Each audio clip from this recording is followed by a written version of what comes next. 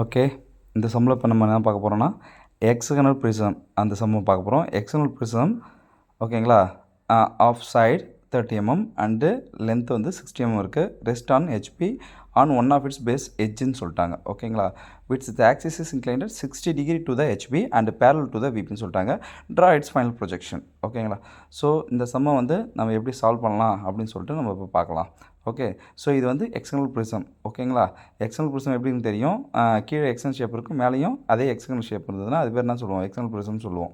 Okay, first step we have to draw one XY line. Okay, XY மேலே வந்து VP, கீழே வந்து HP. ஓகேங்களா, இப்போது நம்ம என்ன ட்ரா பண்ண போகிறோம், ஒரு எக்ஸகனல் ப்ரிசம். ஓகேங்களா, எக்ஸகனல் ஷேப் வந்து ட்ரா பண்ண போகிறோம். அது சைடு வேல்யூ எவ்வளோ 30 mm, அதோட ஹைட் வந்து 60 mm. அது எங்கே நிற்குது, பேஸ் எட்ஜு. ரைட்டுங்களா, ஸோ பேஸ் எட்ஜ் நிற்குது. ஃபஸ்ட்டு நம்ம என்ன பண்ணோம், இந்த ரைட் ஹேண்ட் சைடில் ஒரு பேஸ் எட்ஜ் வந்து வரையணும். எட்ஜ்னா என்னது, ஒரு லைன் வந்து வரையணும். ஓகேங்களா, இதை கார்னர் சொல்லியிருந்தால் கார்னர் வச்சு வரைவோம். ஸோ பேஸ் எட்ஜ் வரைவோம். நெக்ஸ்ட்டு அந்த பென்டகன் ஷேப்பு, எக்ஸகன் ஷேப்பை வந்து நம்ம இப்போ வந்து ட்ரா பண்ணுற வேண்டியதான். ஓகேங்களா, ஸோ நம்ம டெம்ப்ளேட்டில் வந்து அந்த எக்ஸகன் ஷேப் இருக்கும், அது கரெக்டாக அந்த 30 mm டிஸ்டன்ஸை மெயின்டைன் பண்ணி இதை நம்ம இப்போ வரைஞ்சிடணும்.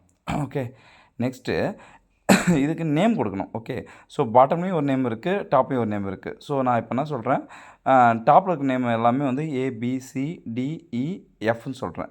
ஸோ மேலே டாப்பில் இருக்கவங்கள, ஸோ ஓகேங்களா, அது பேர் வந்து நான் என்ன சொல்கிறேன், ABCDன்னு சொல்லி வச்சுக்கிறேன். அதே போல் பாட்டம்லேயும் அதுக்கு நேம் இருக்கும். அதுக்கு நான் என்ன சொல்கிறேன்னா PQRS, எப்பயுமே PQRSன்னு சொல்கிறேன்.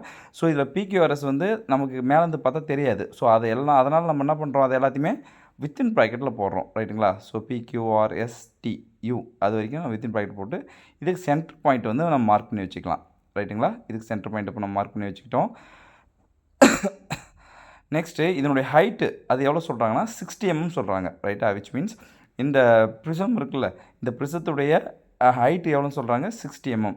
இப்போ என்ன பண்ணுறோம், சென்டர்லேருந்து ஒரு லைனை வந்து வெர்டிகலாக மேலே எடுத்துக்கிட்டு இங்கேருந்து ஸ்ட்ரெயிட்டாக ஒரு லைன் மேலே போகிறோம். அந்த லைனோட லென்த் எவ்வளோ இருக்குன்னா 60 mm இருக்கணும். ரைட்டுங்களா, ஸோ சென்டர் லைன் எப்பயுமே எப்படி பார்த்தோன்னா ஒரு டாட் லைன், ஒரு ஷார்ட் லைன், ஒரு லாங் லைன், ஒரு ஷார்ட் லைன், ஒரு லாங் லைன் அப்படின்னு சொல்லிட்டு பண்ணணும். ஸோ இப்போது பாட்டத்துக்கு எல்லாமே PQRS நேம் கொடுத்துருக்கோம், டாப்புகள் எல்லாமே ABCD நேம் கொடுத்துருக்கோம். ரைட்டுங்களா, ஸோ இப்போ Pலேருந்து ஒரு லைனு, Qலேருந்து ஒரு லைன், அதே போல் RST இருக்குல்ல, ஸோ அந்த இடத்துலேருந்து ஒரு லைனு, அதே போல் பாட்டம்லேருந்து நம்ம போகிற எல்லா பாயிண்ட்டுக்கும் PQRSTU வரைக்கும் U இருக்குல்ல, எல்லா பாயிண்ட்லேருந்தும் ஒரு லைனை வந்து நம்ம இங்கே போட்டுடணும். ஓகேங்களா, நெக்ஸ்ட் அது நேம் கொடுத்துக்கலாம். இப்போ கீழே வந்து பார்த்தீங்கன்னா உங்களுக்கு P, இந்த U அந்த பாயிண்ட் மட்டும் உங்களுக்கு கிளியராக தெரியும். மேலே இருக்க QRS அதெல்லாம் தெரியாது. ரைட்டுங்களா, ஸோ தெரியாது எப்பயுமே நம்ம எதில் போடணும்னா வித்தின் ப்ராக்கெட்டில் தான் போடணும். ஓகேங்களா, ஸோ இப்போ பாட்டம் வரைஞ்சி முடிச்சிட்டாச்சு. நெக்ஸ்ட்டு இதுக்கு டாப்பு. ரைட்டுங்களா, இப்போ பாட்டம் வரைஞ்சிட்டோம். இப்போ நெக்ஸ்ட் டாப்பு வரையணும். ஸோ டோட்டல் இதனுடைய ஹைட் எவ்வளோன்னு சொல்கிறாங்க, 60 சொல்கிறாங்களா. ஸோ அது வரைக்கும் லைனை வந்து நம்ம 60 mm லைனை வரைஞ்சிட்டு மேலே வந்து கம்ப்ளீட்டாக க்ளோஸ் பண்ணிடலாம்.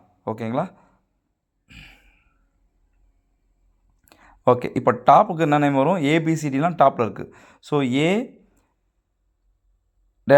T', ஓகேங்களா, இது எல்லாமே நம்ம கண்ணுக்கு தெரியும். ரைட்டுங்களா, மீதி எதுவுமே நமக்கு என்ன தெரியாது, ஃப்ரண்ட் வந்து பார்த்தா B' தெரியாது, C' தெரியாது, D'.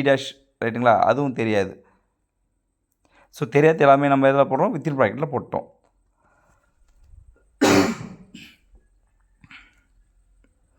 ரைட்டு, நெக்ஸ்ட் வந்து ஆக்சிஸ் எவ்வளோ இன்க்ளைன் சொல்கிறாங்க, 60 degree சொல்கிறாங்க.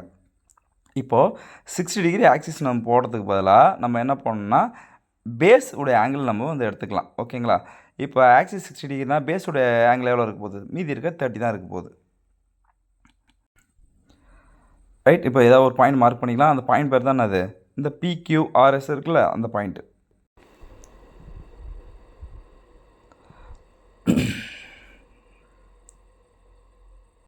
இப்போ P1', Q1' அந்த பாயிண்ட்டை ஒருத்தர் ஃபிக்ஸ் பண்ணிட்டு இப்போ அந்த பேஸ் லைன் இருக்குது பார்த்தீங்களா, இந்த பேஸ் லைனை 30 டிகிரி எடுத்து ஆங்கிள் எடுத்துகிட்டு அந்த லைனை இப்போ நம்ம ட்ரா பண்ண போகிறோம். ஓகேங்களா, ஏன்னா ஆக்சிஸோடைய லென்த் எவ்வளோன்னு சொல்கிறாங்க, ஆக்சிஸோடைய ஆங்கிள் எவ்வளோ சொல்கிறாங்க, 60 டிகிரி.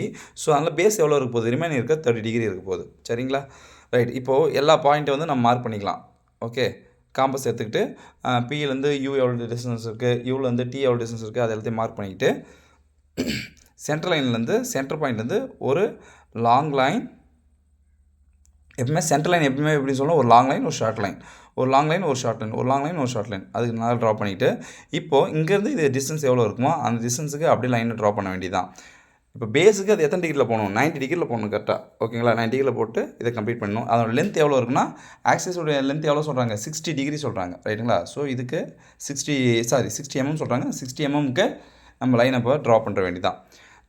நெக்ஸ்ட்டு அதுக்கு எல்லாத்துக்குமே வந்து நம்ம நேம் கொடுத்துக்கணும். ஸோ பாட்டமில் இருக்குது P1 டேஷ் Q1 டேஷ், சென்டரில் இருக்கிறது U1 dash R1 dash, and அந்த கார்னரில் இருக்குது T1 dash within bracket S1 dash, right. அந்த மாதிரி நேம் கொடுத்து அது டாப்பில் கொடுத்துக்கலாம். இது பேர் E1 dash within bracket D1 dash, சென்டரில் இருக்கிறதுக்கு F1 dash within bracket C1 dash, A1 dash within bracket B1 dash. இப்போ இந்த சென்டருக்கு பார்த்தீங்களா, சென்டரில் நீங்கள் லைனை வந்து அதை போட்டுடணும். நான் போடாமல் விட்டேன், நீங்கள் ஆனால் அந்த லைனை வந்து கம்ப்ளீட்டாக போட்டுடணும், ரைட்டுங்களா. ஸோ அது சென்டர் லைன் இருக்காது, ஏன்னா அது வந்து ஒரு லாங் ரேஞ்ச் போகுதில்ல, U1 டேஷ் F1 டேஷ்னு இருக்குல்ல, அந்த லாங் ரேஞ்ச் போகும் பாருங்கள், அந்த லைன் நம்ம போட்டுடணும். நான் இதில் ஆனால் போடல, நீங்கள் ஆனால் கம்ப்ளீட்டாக போட்டுருங்க. ஓகே, நெக்ஸ்ட்டு டாப்லேருந்து பார்த்தா அந்த மேலே இருக்க எல்லாமே தெரியும், ரைட்டுங்களா. ABCDEF, ரைட்டுங்களா, அது வரைக்கும் எல்லாமே தெரியும். ஸோ ஏவிலேருந்து ஒரு ப்ரொஜெக்ஷன் போடுங்க. இங்கே ஏன்ற பாயிண்ட் இருக்குல்ல, அங்கேருந்து ஒரு ப்ரொஜெக்ஷன் போடுங்க, லைன் போடுங்க ஹரிசாண்டலாக. ரெண்டு மீட் பண்ணுற இடத்துல அந்த பேர் என்னது, A1. ஓகே, நெக்ஸ்ட்டு பிலேருந்து ஒரு லைன் போடுங்க. இங்கே பிலேருந்து ஒரு லைன் போடுங்க. ஒரு இடத்துல மீட் ஆகும், அந்த மீட் ஆகிற பாயிண்ட் பேர் என்னது, B1. ஓகே, அதே போல் என்ன பண்ணணும், சிலேருந்து ஒரு லைனு ப்ரொஜெக்ஷன் லைனு, இங்கே சி பாயிண்ட்லேருந்து ஒரு ப்ரொஜெக்ஷன் லைனு, ரெண்டு மீட் பண்ணுறது, இது இந்த பேர் C1. ஓகே, நெக்ஸ்ட்டு D1லேருந்து ஒரு ப்ரொஜெக்ஷன் லைனு, இங்கே D1லேருந்து ஒரு ப்ரொஜெக்ஷன் லைனு, ரெண்டு மீட் பண்ணுற இடத்துக்கு பேர் D1. நெக்ஸ்ட்டு E1லேருந்து ஒரு ப்ரொஜெக்ஷன் லைனு, இந்த E1லேருந்து ஒரு ப்ரொஜெக்ஷன் லைனு, ரெண்டு மீட் பண்ணுற இடம் பேர் E1. நெக்ஸ்ட்டு F1லேருந்து ஒரு ப்ரொஜெக்ஷன் லைனு, இங்கே Fலேருந்து ஒரு ப்ரொஜெக்ஷன் லைனு, மீட் பண்ணுற இடம் பேர் F1. ஓகேங்களா, இப்போது இந்த பாயிண்ட்டு எல்லாமே நம்ம ஜாயின் பண்ணணும். ஏவிலேருந்து பி, ஃபஸ்ட்டு ஏவிலேருந்து பி, பிலேருந்து சி, சிலேருந்து டி, டிலேருந்து இ, இலேருந்து எஃப் அண்ட் எஃப்லேருந்து ஏ. ஓகேங்களா, ஸோ இந்த மாதிரி ஜாயின் பண்ணிட்டு இது எல்லாமே விசிபிளாக உங்களுக்கு தெரியும், அதனால எல்லாமே அதாவது கன்டினியூஸ் லைனாக போடுறேன்.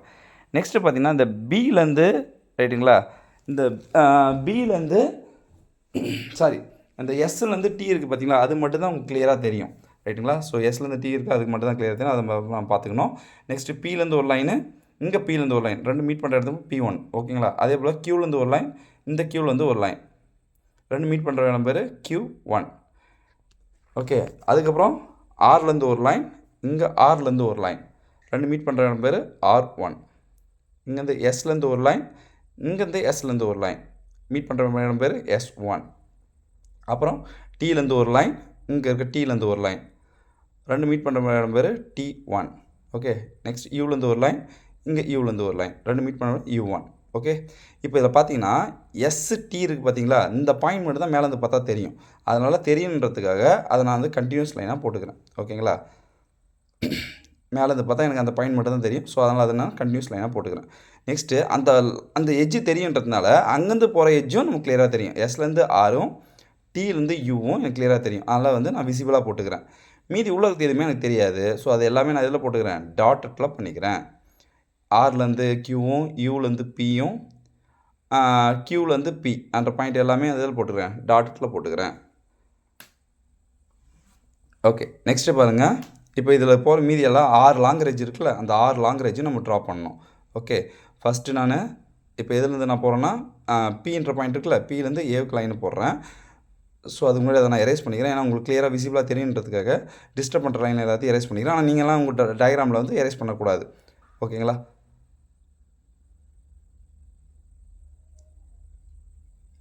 ரைட். இப்போ ஆர்லேருந்து ஏவுக்கு ரெண்டு டாட்டர் லைன்லேருந்து ப்ரொடியூஸ் ஆகிற போகிற லைன் கண்டிப்பாக இப்படி தான் இருக்கும், டாட்டர் லைனாக தான் இருக்கும். ரெண்டு டாட்டர் லைனை மீட் பண்ணுற ஒரு இடத்துலேருந்து போகிற லைன் கண்டிப்பாக டாட்டடாக தான் இருக்கும். ஸோ ஓகேங்களா, ஸோ டாட்டர் லைன் ஒன்று போட்டுக்கணும். ஸோ இது பேர் பிலேருந்து ஏவுக்கு. நெக்ஸ்ட் அதே போல் என்ன இருக்குது, கியூலேருந்து பிக்கு இருக்கா, ஸோ அதுவும் போகிற லைன் எப்படி தான் போடணும், நம்ம டாட்டடாக தான் போடணும், ஏன்னா அங்கேயும் ரெண்டு லைனும் டாட்டடாக தான் இருக்குது. ஆனால் ஆரில் பாருங்களேன், ஒரு டாட்டர் லைன் ஒரு கண்டினியூஸ் லைன் இருக்குது. ஸோ கண்டினியூஸ் லைன் மேலே நீங்கள் டாட்டர் லைன் போட்டாலும் அது எப்படி தான் இருக்கும், கண்டினியூஸ் லைனாக தான் நம்ம கண்ணுக்கு தெரியும். ஸோ ஆர்லேருந்து சிக்கு போகிற லைன் கண்டினியூஸ் லைன் போட்டோம். நெக்ஸ்ட்டு எஸ்லேருந்து டிக்கு போகிற லைன் கண்டினியூஸ், டீலேருந்து இக்கு போகிற லைன் கண்டினியூஸ், யூலேருந்து எஃப்க்கு போகிறதும் கண்டினியூஸ் தான் இருக்கும். ஏன்னா யூன்ற பாயிண்ட்டை பாருங்களேன், ஒரு கண்டினியூஸ் லைனு ஒரு டாட் லைன் இருக்குது. ஸோ அங்கேருந்து போகிற லைன் கண்டினியூஸாக தான் போகும். ஓகேங்களா, ஸோ இவ்வளோ தான் டயக்ராம், ரொம்ப ஈஸி தான். தேங்க்யூ.